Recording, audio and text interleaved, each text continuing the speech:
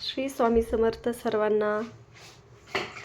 या कलियुगात जेव्हा माणसाचे मन अशांत होते, धर्म कमी होत चालला होता आणि भक्तांना योग्य मार्गदर्शनाची गरज होती, तेव्हा परम कृपाळू दत्तात्रेय प्रभूंनी मानव कल्याणासाठी पुन्हा एकदा अवतार घेण्याचा संकल्प केला। हा अवतार सामान्य नव्हता, आईच्या पोटी जन्म घेणारा नव्हता, तर योगी, अवधूत आणि सद्गुरू स्वरूपात प्रकट होणारा होता। अनेक वर्षापूर्वी महाराष्ट्रातील अक्कलकोट परिसरात घनदाट जंगलात एक दिव्य तेजाने उजळलेले बालस्वरूप प्रकट झाले। त्या बालकाच्या मुखावर विलक्षण शांती होती, डोळ्यात अमाप करुणा आणि संपूर्ण देहातून एक अद्भुत दैवी प्रकाश पसरत होता। जणू साक्षात दत्तात्रेयांचं पुन्हा पृथ्वीवर अवतरले होते। तेव्हा कुणालाही माहिती नव्हते की हे बालकच पुढे जाऊन अक्कलकोटचे स्वामी समर्थ महाराज म्हणून ओळखले जाणार आहेत। आणि इथूनच सुरू होते एक अद्भुत चमत्कारांनी भरलेली, श्रद्धा आणि भक्तीला जागी करणारी स्वामी समर्थांची जन्मकथा। तर आज आपण पाहणार आहोत आपल्या स्वामी समर्थांची जन्मकथा। तर व्हिडिओ शेवटपर्यंत पहा आणि जे कोणी आपल्या चॅनलला नवीन असेल त्यांनी चॅनलला सबस्क्राईब करा, व्हिडिओला लाईक करा आणि तुम्हाला व्हिडिओ कसा वाटला हे कमेंटमध्ये नक्की सांगा।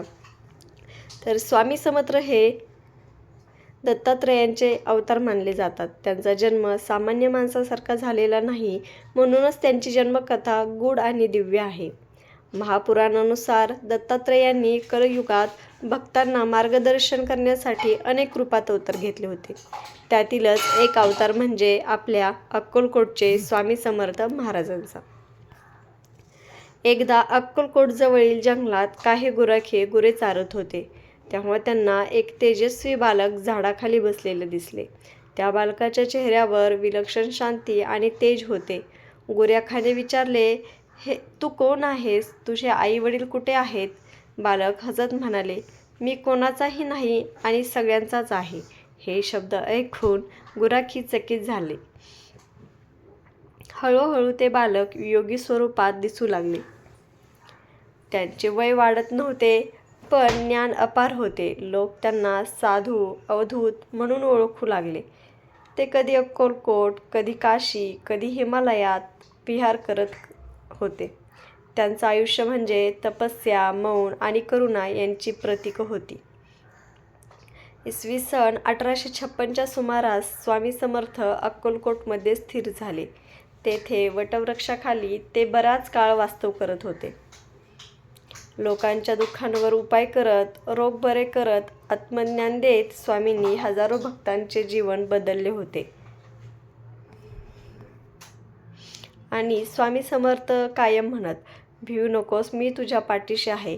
ते भक्तांकडून कोणतीही अपेक्षा ठेवत नसत, फक्त श्रद्धा आणि सबुरी यांवर भर देत। अनेक वर्ष भक्तांच्या जीवनात प्रकाश पेरल्यानंतर, दुःखी मनांना आधार दिल्यानंतर आणि अज्ञानाच्या अंधाराचा ज्ञानाचा दिवा लावल्यानंतर स्वामी समर्थांनी देहत्यागाचा संकेत दिला।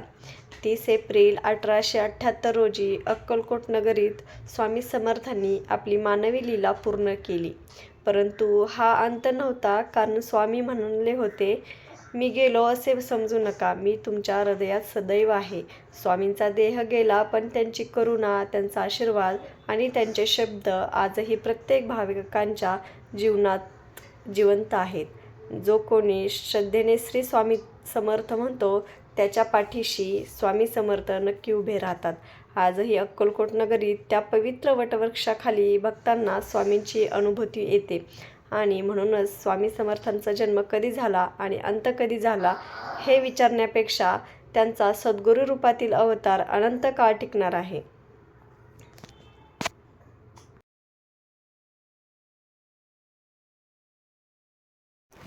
व्हिडिओ आवडला असेल तर कमेंटमध्ये नक्की सांगा आणि स्वामींचे नवीन व्हिडिओ पाहण्यासाठी आपल्या चॅनलला सबस्क्राईब करा। श्री स्वामी समर्थ।